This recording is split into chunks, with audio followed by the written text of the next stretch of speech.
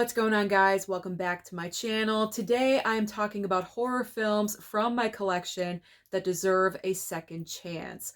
All of these movies sitting next to me I've seen only one time prior, and I just wasn't really impressed with them, or I don't remember them, or they just didn't click with me. There's various reasons, but I do want to be open-minded and give them a second chance. So the first film I'm going to talk about is probably the hottest take of the entire pile because I know this movie has a huge fan base, a big cult following. Don't hate me when I put this on screen. Don't hate me. It's The Burbs. I know. I'm sorry. I can hear all of you just going to the keyboard right now and typing out comments as I'm saying this. But you know what? When I watched this for the first time a couple of years ago, I enjoyed the first half, like the setup of the movie, the crazy characters in the neighborhood.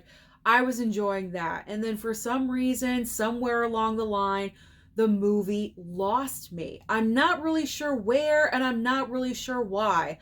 All I remember is that when the movie finished up, I wasn't really thrilled with it.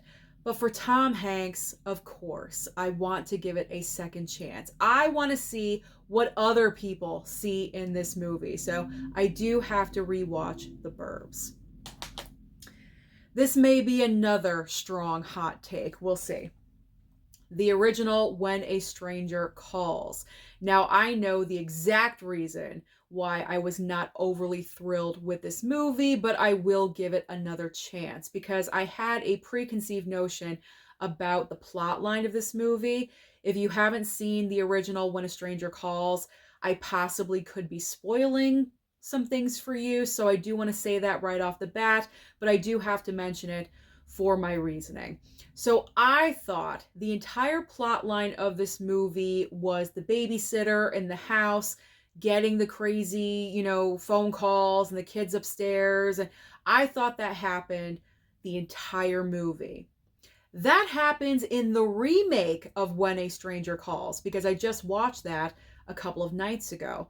But in the original movie, that only happens for about the first 15 to 20 minutes. And then after that, the movie kind of segues in a different direction. And we're now following the cop on the case. And we're following him around. I wasn't really expecting that. So because of that, I thought this movie let me down, but that was because I had preconceived notion about what this movie was about.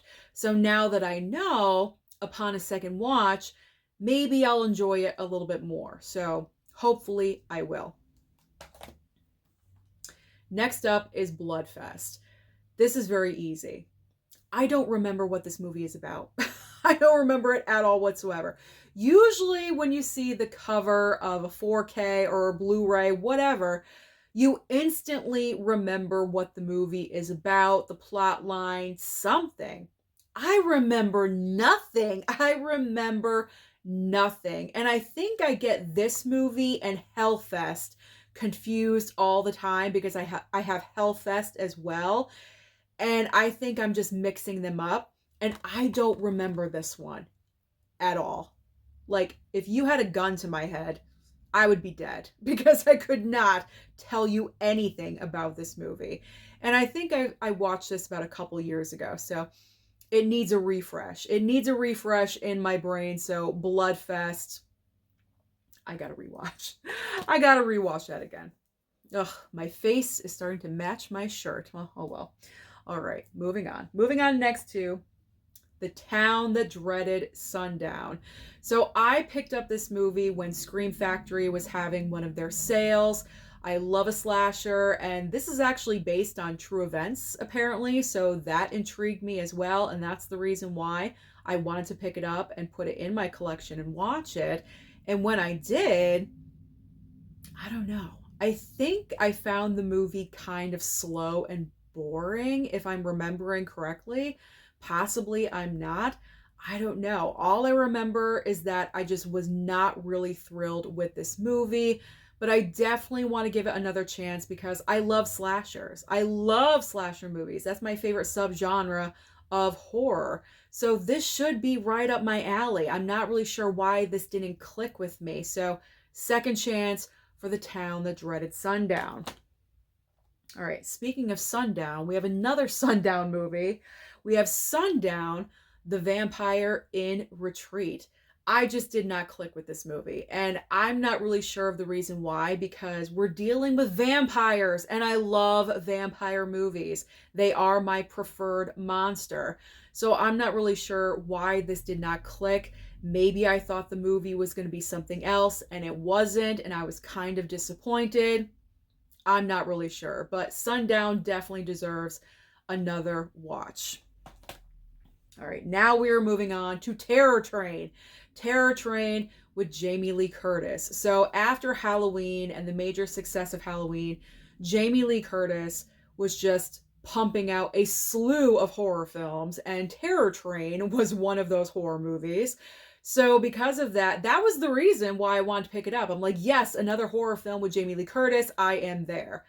I didn't like this. I don't know why. I don't know. Again, I just didn't click with it. I didn't click. I think it was kind of maybe drawn out, which is kind of hard to believe because I think the movie, I mean, it's 97 minutes long. It's not like it's 2.5 hours.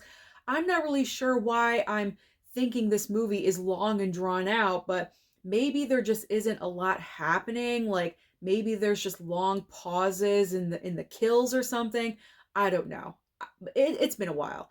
It's been a while since I've seen this, and I do believe Kino Lorber, I thought I saw this is getting a 4K fairly soon, within the next couple of months, from Kino Lorber. So I do want to watch it again to see if it's, if it's worth it to upgrade to the 4K. So I do have to rewatch Terror Train. I know a lot of other people love the movie. It's like, one of their favorites or something. I want to see what others see, so I need to give it another chance. All right. Night School. Same reason as Bloodfest. I don't remember this.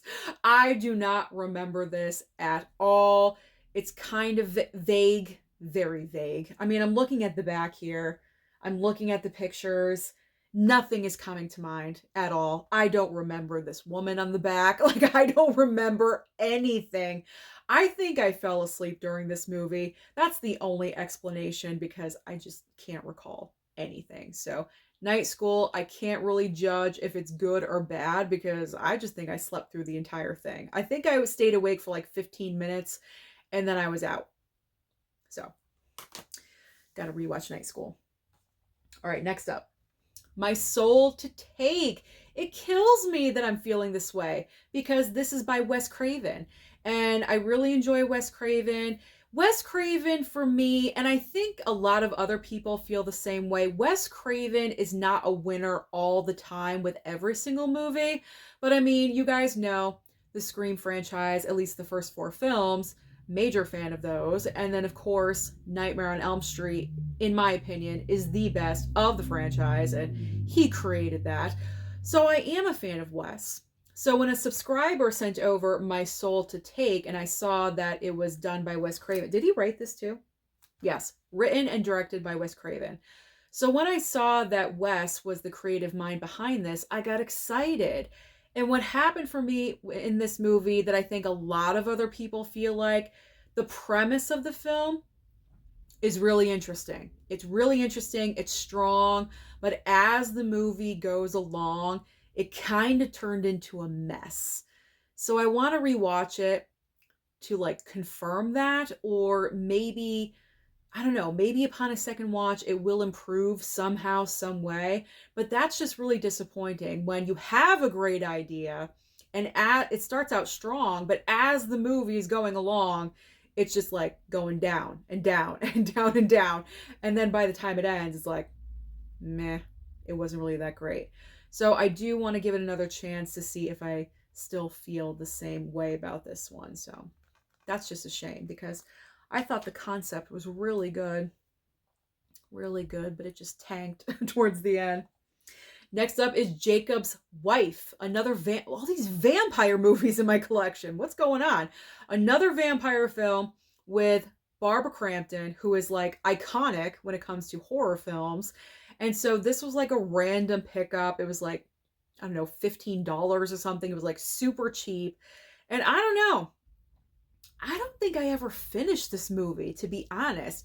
I might have not finished this. I know how the beginning, how it starts. I know how the beginning is, and we're going along, and, you know, she turns into a vampire and everything. But then after that, I don't remember. I don't remember the back half of this movie. But from what I do remember, I wasn't really that into it. And I'm not really sure why, because again, it's vampires. I love my vampires. So it's just really out of my norm that I would not enjoy this. So I was kind of thinking about getting rid of this one, but I am going to give it another chance. And if I feel the same way about it, then I'll probably get rid of it. But here's hoping that I like it upon a rewatch. All right, now I have a double feature here, but it's not Dawn of the Dead. I love Dawn of the Dead. I just rewatched that a couple of nights ago. So it's not Dawn, it's Land.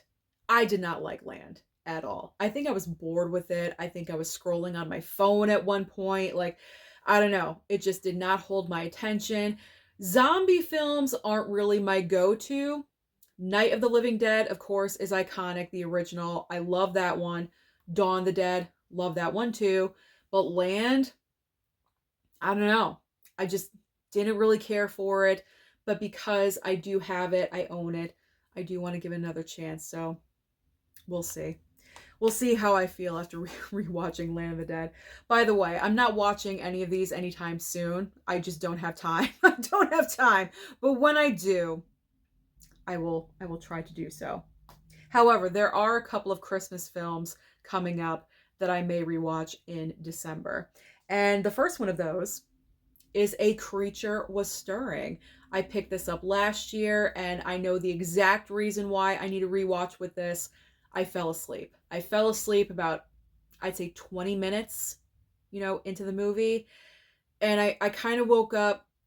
It was still happening. I was totally lost. And usually when I fall asleep, like midway through or something, I do try to backtrack and rewatch, but I don't know. I just didn't. I couldn't. So because of that, it definitely deserves a rewatch.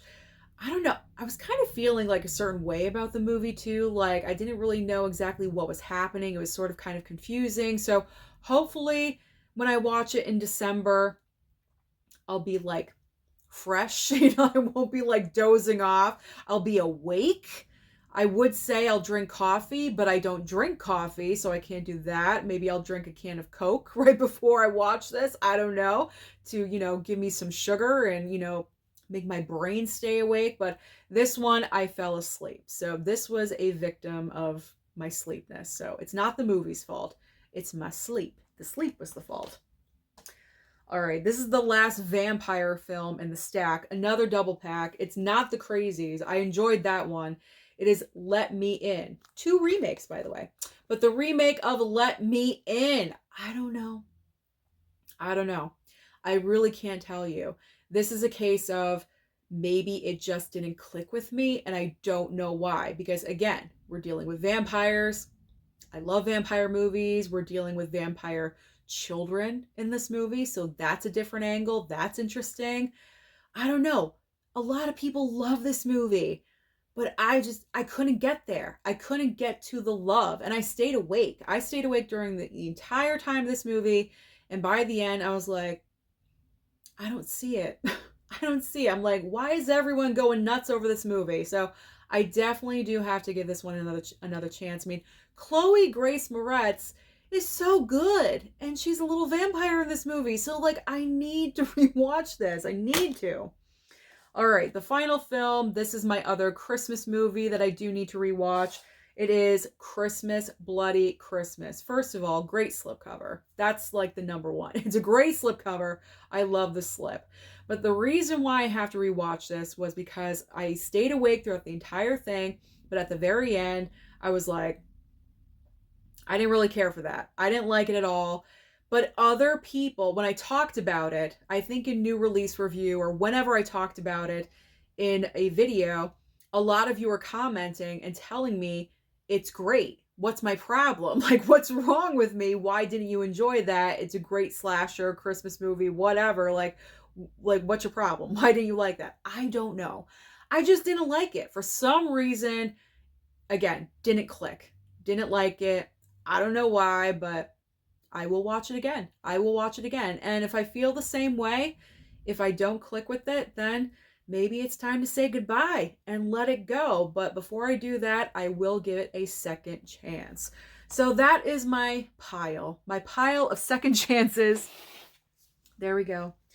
All of the horror films. I'm sure there's more in my shelves, but just by, looking over there really quickly, these were like the top choices that I really do need to focus on and give a second chance. So comment down below and let me know, do you have horror films in your collection that you need to give a second chance? And if you do, what are they? Don't forget to like and subscribe before you leave, and I'll see you next time.